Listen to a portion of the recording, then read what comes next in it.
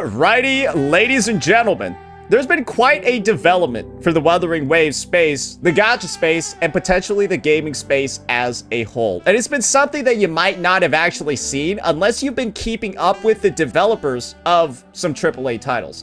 And that's actually going to be Stellar Blade. Wait, let me just tell you a little bit more. If you're not familiar with who Kim Hyung-tae is, Kim Hyung-tae is essentially like the director, and I believe one of like the lead developers of, well, this game over here that's kind of just been known as one of the most goonerific sci-fi titles we've ever had in the history of like ever, where it did manage to do like a good blend of like the sci-fi aesthetic, the whole like world-saving vibe, while also, you know, making sure to appeal to, I probably don't need to show too much from there, right? I also want to make sure I'm not getting censored. This is the CEO of ShiftUp, the studio that made Stellar Blade. And as you can see, he made a post over here talking about how he met, well, with the CEO of Kuro Games, Solon Lee. So let's read over here a little bit about what this conversation is looking like, because, well, he seems really happy about it. I wonder what they talked about. I met again with Solon from Kuro Games, the developer of WuWa, and it feels like just the other day. And I think this is the part that's like a little bit, it's a little bit corny, but it is kind of, I do kind of like that he put it in there. It feels like just the other day that both of us ended up without any awards at the TGA and promised to cheer each other on. Because in a lot of ways, both games feel like they got snubbed. I think in 2024, was that it? Was 2024 because WuWa won Player's Choice, 1,000,000%. So I think they're talking about the TGA from 2024, where we like lost Mobile Game of the Year to like Balatro, or not Balatro, it was like something else or some shit like that. We all know what's going on. And of course, Stellar Blade, a game that was widely considered, and you can see over here, overwhelmingly positive. This was more than just like porn. It was actually like a good game that a lot of people liked. Reliving some of those bad memories from there. But now, I'm thrilled to see how many fans have come out to love and support us. Kind of showing the big moves that both games have made. Stellar Blade, for example, now is considered like one of like the cult classic AAA games. An actual good game that happens to deliver porn as well to its gamers. We had a lot of great conversations while checking out each other's new projects. A little bit of leaking done. Yeah, they were just leaking all over each other. And I have to say, you can look forward to the upcoming titles that Kuro has in the works. They're shaping up to be something special. That's a little bit interesting, isn't it? And you can see firsthand from some of the other exclusive photos that they showed what Solon Lee and Kim Hyung-tae were doing while they were leaking all over each other. You can see that they're over here kind of like playing maybe like some like preview versions of like some of the games that they're working on. You can see like two PS4 kind of like controllers over here. And of course, like another like fun little, I wish I could translate this shit. I can't read this even though I'm Korean. It is what it is, right? And apparently Solon is balding. The main sort of assumptions that you can have from a conversation like this is that something is in the works. And when this guy wrote possibly one of like the gayest looking autograph love letters I've ever seen, you would imagine that they've got something big planned. To my love, Solon Lee. And you know what the crazy shit is? The Korean guy wrote this shit in Chinese. This is not Korean. This is not the Korean alphabet. So Kim Hyung-tae, the Korean guy, wrote this Chinese shit to Solon specifically. And then also called him my love. I don't know why they would do this, but it is what it is. Wouldn't it be very convenient to get some sort of like collaboration? Some sort of like deal? Some sort of like, I don't know, IP exchange going on in both games? Knowing that these guys have such a close relationship? I'm gonna be entirely real over here. It would be really easy to have a Stellar Blade collaboration in Wuthering Waves. Like, bro, you could kind of just put in the popular characters from this game and port them over. There are a lot of, like, girls in this game. Not just Eve, right? There are a bunch of, like, enemies, bunch of, like, comrades, companions, that sort of stuff that people would love to have in here. Or this could maybe be Punishing Gray Raven too. It might actually fit the Punishing Gray Raven universe a lot more. Something like that. Yeah, imagine they put in Raven in Punishing Gray Raven or something like that. Who fucking knows? But this could also be another thing. Because one thing that I said, guys, right? Was that this was the Stellar Blade developer. You want to know what other game this guy has made? And this is probably going to blow some of your guys' mind. I don't think a lot of people realize this. This game was also made by the guy. So you have a combination of 2 different IPs that you now have as like a possible pool to allocate from.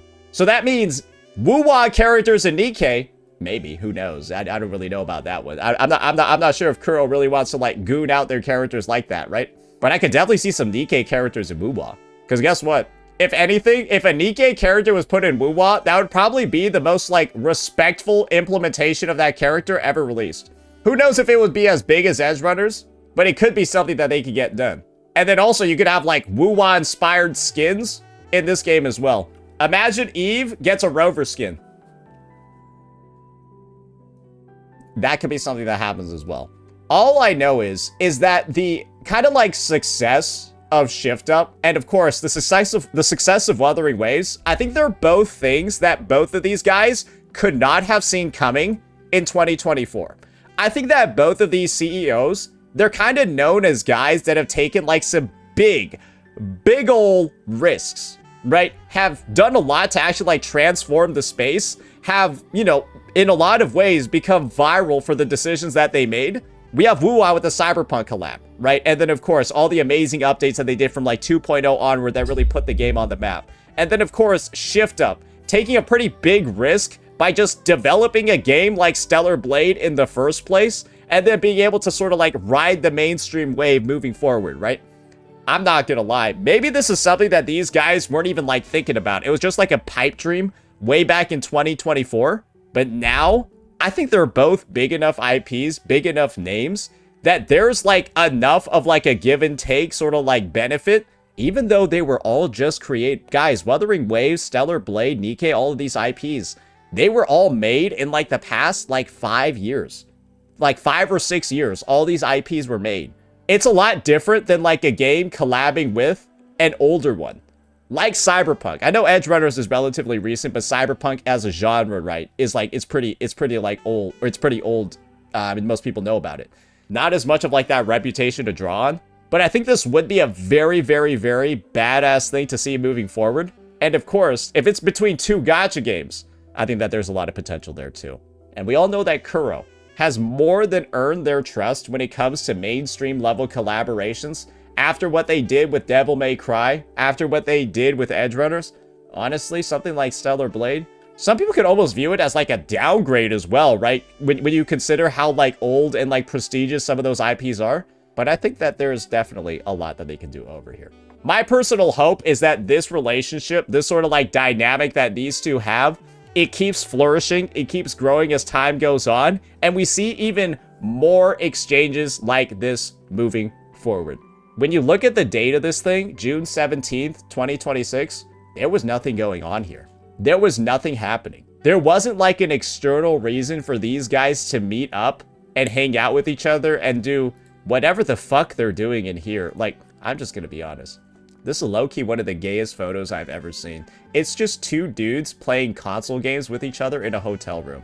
That's just inherently like imagine that you told somebody, yeah, me and my best friend, my male best friend, we just hung out and played console games with each other in a hotel room for 12 hours.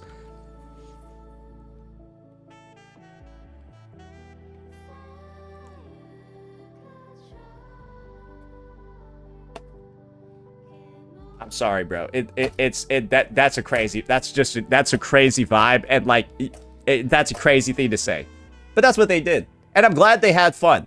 But the main point that I'm trying to like get to, right, is that they had no reason, no like external scheduling that would have had them meeting up in the first place. There wasn't like another Game Awards, right? There wasn't like some sort of like Summer Games Fest or some shit like that. But these guys just like met up just to like talk the talk, talk some business, and of course, talk about something special that's coming out. And when it's been a year since our last collab was announced, and we know that 3.5 is shaping up to be one of the biggest patches in the history of the game with the amount of additional hype that they're deciding to put into it, right? Who knows if they decide to announce another collaboration for the 3.5 livestream. It would kind of fit, right, the regular cadence of this game. So yeah, I personally think that this could be like the first little initial teaser that we get before a big announcement coming up in the future. And I have no fucking idea why this guy would slide in this last like bastard line over here.